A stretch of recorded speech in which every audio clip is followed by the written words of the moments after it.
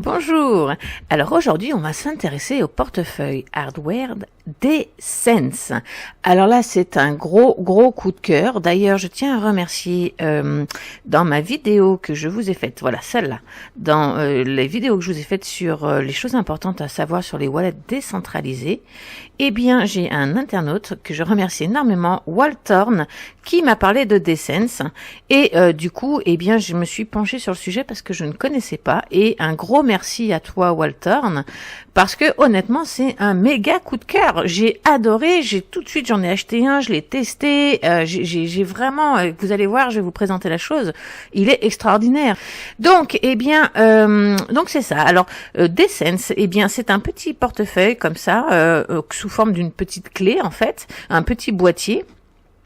Avec ici, vous pouvez voir, c'est pour pouvoir le déverrouiller avec une empreinte biométrique. Alors ça, c'est vraiment génial, parce que du coup, on perd pas du temps à faire notre code sur la clé Ledger. Faut 5 minutes juste pour déverrouiller la clé.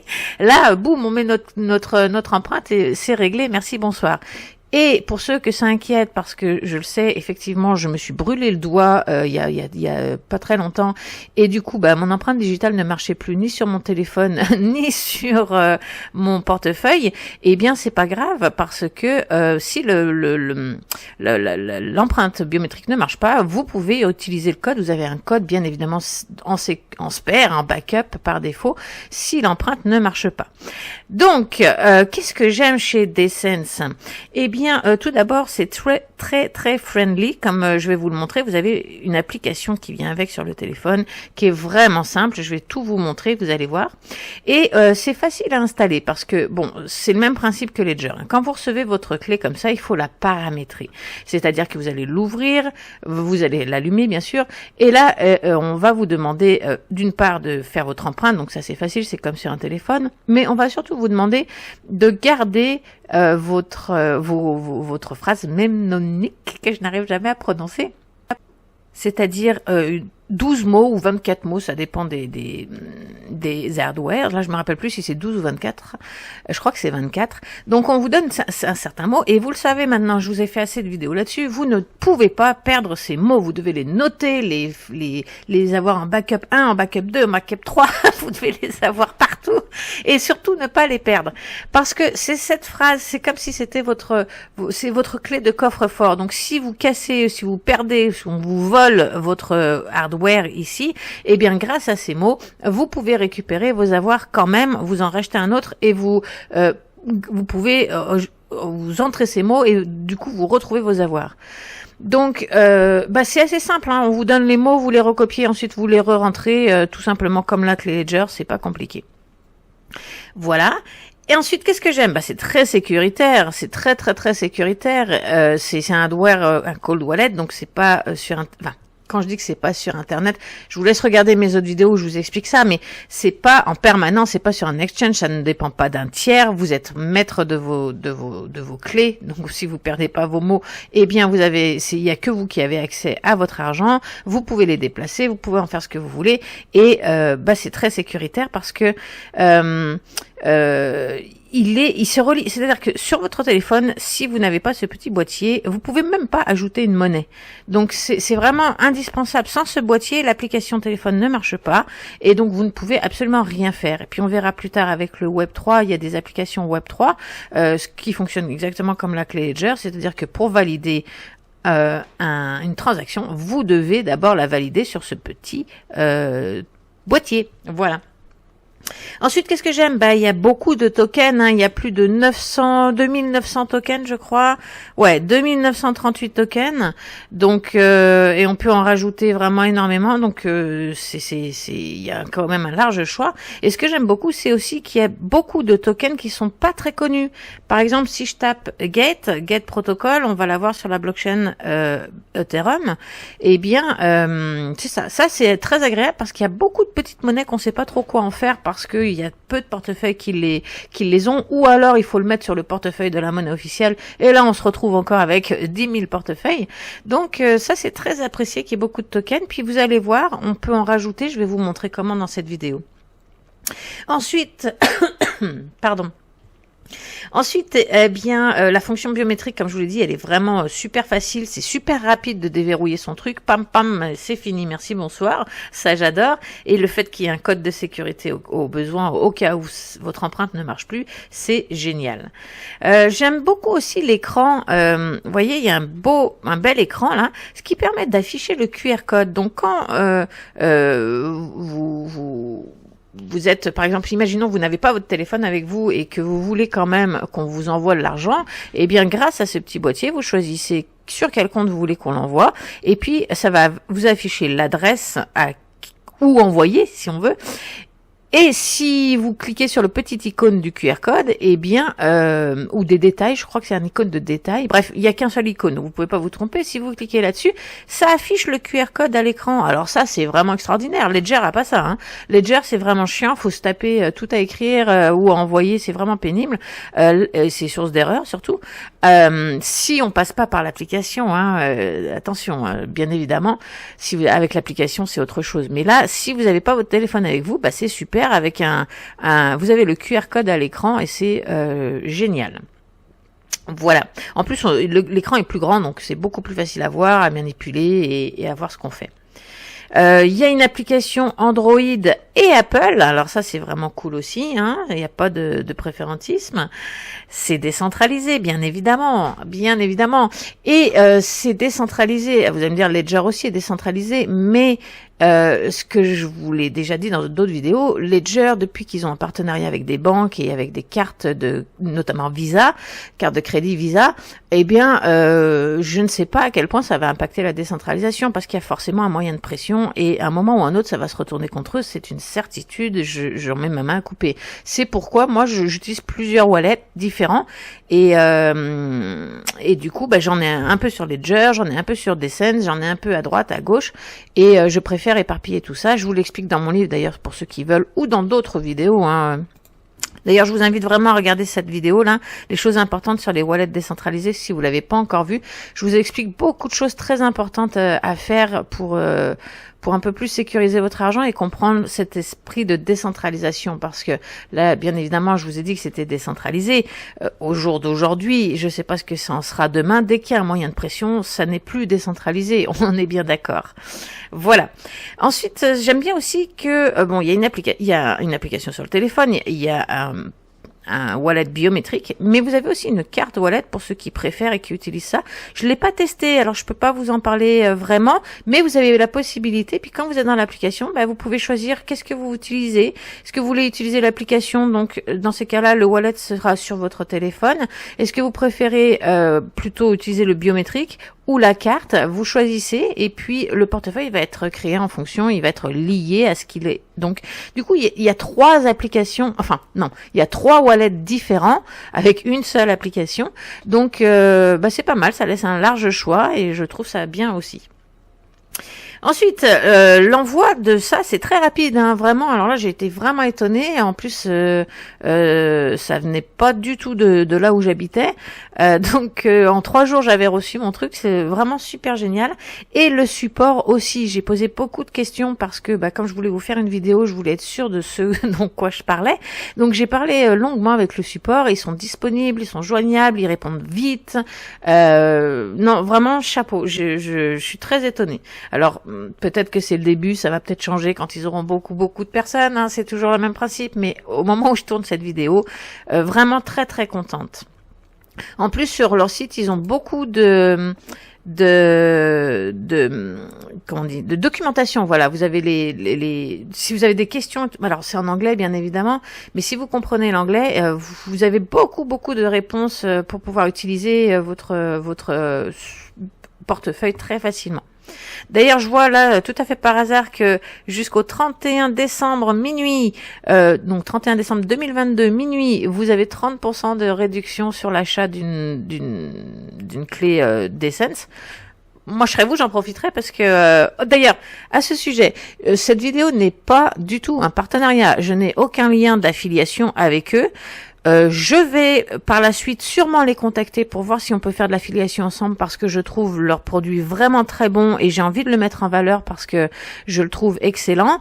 Mais au jour d'aujourd'hui, donc le 21 décembre 2022, au moment où je tourne cette vidéo, je n'ai aucun partenariat, aucune affiliation. Je fais ça seulement pour faire découvrir le produit que je trouve vraiment génial. Donc si en plus ils vous font eux-mêmes une offre de 30% avant le 31 décembre, allez-y, profitez-en, c'est tout bénef. Voilà, dernière chose que je voulais vous dire à propos de ça, c'est pour mettre à jour le firmware de ça, il faut un ordinateur. Mais une fois que vous avez un ordinateur, vous le branchez, vous cliquez sur mettre à jour et ça se fait tout seul, c'est très simple, hein, vous suivez ce qui est marqué à l'écran, c'est pas très compliqué, mais il faut un ordinateur. C'est le seul petit bémol à la limite que je vois, mais bon, moi je trouve pas ça gênant, c'est pas comme compliqué parce que vous cliquez sur le bouton et ils vous disent tout ce qu'il faut faire, donc c'est pas compliqué. Voilà. Alors maintenant, on va voir ensemble dans la vidéo, on va voir comment ajouter un token qui n'existe pas, qui n'est pas par défaut dedans. Ensuite, on va voir les tokens qu'il ne faut pas ajouter. Ensuite, eh bien, on va voir comment utiliser le Web3, en fait, comment on peut utiliser ça avec le Web3. Ça va passer par Wallet Connect. Et puis bien évidemment, on va voir comment envoyer et recevoir de l'argent avec ce petit bidule. Voilà, alors si ça vous plaît, vous restez avec moi et on commence tout de suite. Alors nous y voilà. Qu'est-ce que j'aime bien dans Descents? Qu'est-ce que j'entends par c'est friendly? Eh bien là, je vous ai mis quelques exemples avec quelques comptes pour pas que ça soit vide. Eh bien, vous allez voir que c'est très facile par rapport aux autres parce que à chaque fois que le token est tout de suite collé directement sur votre gauche, c'est une blockchain. Et vous voyez, si c'est décalé un petit peu, vous voyez, le Rally, par exemple, il est décalé, il est dans Ethereum et il est décalé sur la droite. Ça veut dire que Rally, il est sur la blockchain Ethereum, celle qui est juste au-dessus. Si je descends encore un petit peu, vous voyez que Binance, tout de suite, elle n'est pas décalée, donc c'est bien une blockchain. Et dans cette blockchain, sur la Binance Smart Chain, eh bien, j'ai tout un tas d'autres monnaies. Et puis ensuite, on tombe à Polygon. Et Polygon, vous voyez bien, il est tout de suite sur la gauche. Il n'est pas décalé, donc c'est une blockchain. Et Stack, c'est la même chose. Elle n'est pas décalée. Elle est tout de suite à gauche, donc c'est une blockchain aussi. Donc dans Stack, je n'ai aucun autre, c'est une blockchain, mais je n'ai aucun autre token. Dans Polygon, c'est pareil, c'est une blockchain, mais je n'ai aucun autre token. Par contre, dans Binance Smart Chain, j'ai tous ces tokens qui sont sur la Binance Smart Chain. Et sur la blockchain Ethereum, j'ai ces 3 tokens qui sont sur la blockchain Ethereum. Et sur Bitcoin, je n'ai pas d'autres tokens que Bitcoin. Voilà. Donc c'est vraiment très simple et facile à se repérer. On peut pas se tromper là pour le coup. On sait que mes ultras, ok, mince, ils sont où? Mes ultras sur quelle blockchain? Eh bien, tout de suite, d'un coup d'œil, je peux voir qu'ils sont sur Ethereum et je peux pas me tromper pour les envoyer ailleurs. Et si jamais vous avez encore un doute, juste en dessous du logo, vous voyez, c'est marqué ERC20 qui est le sigle de l'Ethereum, donc enfin de la blockchain Ethereum. Donc ERC20, ERC20, ERC20. Mais si je vais dans Binance, là c'est BEP20, BEP20, BEP20. C'est le protocole des tokens qui sont stockés sur la Binance Smart Chain. Donc je parle honnêtement, je le dis tout le temps, mais je trouve que c'est vraiment beaucoup plus simple que sur les autres portefeuilles parce qu'on sait tout de suite, on n'a pas besoin de changer parce que souvent il faut se mettre en haut puis changer de blockchain ou alors c'est pas précisé ou dans Trust Wallet par exemple, on sait même pas sur quelle blockchain on se trouve. Alors là ils l'ont arrangé, maintenant ils ont mis le petit logo comme ça ERC20 en dessous dans Trust Wallet, mais jusqu'à présent c'était pas du tout simple de s'y retrouver. Bref, Descents, moi je le trouve vraiment génial. Puis vous voyez, vous avez les boutons tout de suite. Exchange, si vous voulez aller acheter quelque chose sur un exchange. Swapper, ça veut dire échanger par exemple votre Bitcoin contre une autre monnaie. Et buy pour acheter, si vous voulez acheter directement depuis votre Descents. Alors pour le moment, je vous déconseille d'utiliser ça parce que pour le moment, comme je l'ai déjà dit dans plusieurs vidéos, c'est assez cher. Parce que c'est comme ça qu'ils font leur argent, donc c'est correct, mais c'est vraiment très cher au regard si vous voulez voir, hein, vous cliquez tout simplement sur Buy, vous allez choisir le premier parce que vous voulez acheter, sur quel service vous voulez acheter, eh bien vous prenez celui que vous voulez, mais je veux juste vous donner un exemple. Donc là, imaginons que je veux acheter du Bitcoin. Après, il me demande sur quelle adresse je veux le recevoir. Ben, si je clique ici, j'ai qu'une seule adresse, donc forcément, ça sera celle-là. Mais si vous avez plusieurs comptes, il va vous demander sur lequel. Ensuite, vous cliquez sur Next. En attendant, on va aller voir sur Binance le prix du Bitcoin. Alors, le prix du Bitcoin, là, il est sur Binance à 17 173. Donc, je vais marquer ici 17 773.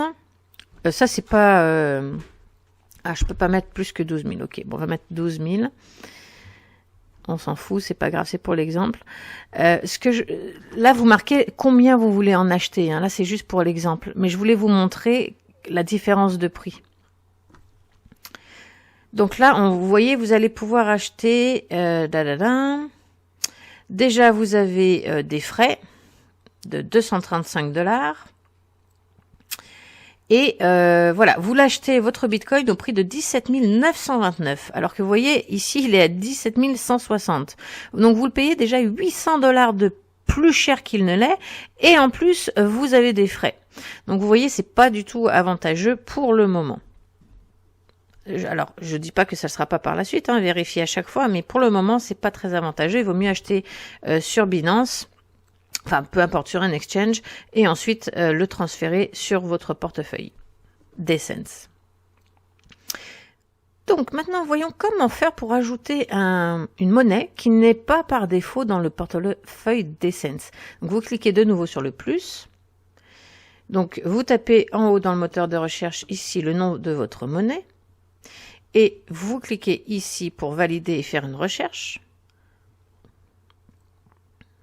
Voilà. Donc là, vous voyez, il ne trouve pas la monnaie par défaut. Donc, vous cliquez ici sur Add Custom Token et vous allez ajouter votre monnaie. Donc, la première chose à faire, c'est de choisir sur quelle blockchain vous voulez envoyer votre monnaie. Donc, moi, j'ai pris le token OVR. Alors, attendez. Ici, voilà. Quand vous êtes sur CoinMarketCap, eh bien, vous choisissez la monnaie que vous voulez, vous tombez sur la page officielle avec les liens officiels et les adresses officielles. Vous allez dans Contrat ici, et là, par défaut, il va vous donner l'adresse Ethereum. Mais ici, vous avez un petit More. Vous cliquez dessus, et là, il vous dit, OK, on est sur Ethereum, mais on est aussi sur la Binance Smart Chain et sur Polygon. Donc, vous pouvez choisir une de ces trois blockchains. Donc, moi, je vais prendre, dans l'exemple, la Binance Smart Chain. Je clique dessus. Et là, je tombe sur une page où j'ai l'adresse du contrat, donc la vraie adresse du contrat. C'est pour ça qu'il faut passer par CoinMarketCap pour être sûr d'avoir les bonnes adresses, pas que vous fasse pas pirater. Donc là, vous avez l'adresse du contrat et vous avez la décimale et le sigle, eh bien, c'est OVR. Donc, on va aller remplir tout ça ici. Donc, une fois que vous avez choisi la blockchain, donc dans mon exemple, j'ai choisi la blockchain Binance Smart Chain, je clique dessus. Voilà. Ensuite, quand vous cliquez dessus, eh bien, il va vous demander de choisir sur quel compte vous voulez mettre ça, parce que moi, j'ai déjà un compte Binance Smart Chain sur mon Decence, donc je vais choisir celui que j'ai. Si vous en avez pas, il va sûrement vous demander d'en créer un. Ensuite, eh bien, vous allez tomber sur cette page et c'est là où vous allez rentrer le contrat, donc cette adresse de contrat, vous la copiez en cliquant ici. Et puis ensuite, ça va automatiquement tout remplir pour vous, mais si ça le fait pas, eh bien, vous pouvez le remplir par vous-même. Le symbole, c'est OVR, et la décimale, c'est ce qui est ici, donc c'est 18. Voilà. Donc, je vais vous montrer, pour le coller sur votre téléphone, eh bien, tout simplement, vous allez sur CoinMarketCap, directement depuis votre téléphone, vous cliquez sur, donc, OVR, là, vous allez dans les contrats qui sont ici. Là, vous cliquez sur la petite flèche, on va aller chercher donc Binance Smart Chain, et je vais cliquer sur cette icône pour copier l'adresse. Voilà, maintenant qu'elle est copiée, je retourne dans mon Decence, là je colle l'adresse tout simplement, et vous voyez, automatiquement il va aller remplir les trucs pour moi, donc j'ai juste à vérifier que c'est bien OVR, c'est bon, et la décimale, c'est bien 18, c'est bon. Il faut vraiment que tout ça soit OK. Hein. Ne vous trompez pas, hein, s'il y a quelque chose qui marche pas, vous risquez de perdre votre argent. Tout me semble bon, vous n'avez plus qu'à cliquer sur Next. Alors là, il vous dit, vérifiez bien que c'est bien les bonnes informations. Hein, donc, effectivement, on va aller vérifier que le décimal, c'est bien 18. Oui, c'est bien 18. Procéder, donc vous cliquez sur Proceed. Ensuite, il va vous demander de mettre un nom à ce compte parce que vous pourriez en avoir plusieurs. Donc, moi, je vais l'appeler Steph, comme ça, je sais que c'est mon compte à moi. Vous cliquez sur Créer. C'est votre compte lié à OVR. Par exemple, imaginons que vous avez des OVR pour vous, puis vous avez des OVR pour votre mari, par exemple. Vous pourriez avoir 2 comptes OVR, vous comprenez? C'est pour ça qu'il vous demande de lui donner un nom.